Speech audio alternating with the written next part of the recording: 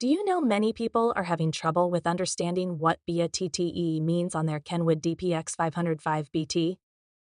Don't worry. In this video, we'll show you how you do this. Let's start.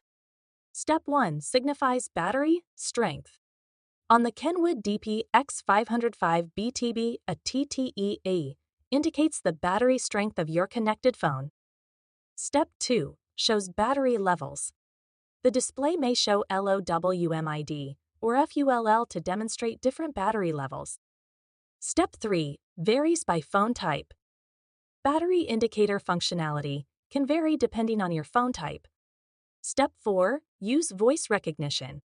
For voice recognition calls, press and hold the VOICE button and say the contact name.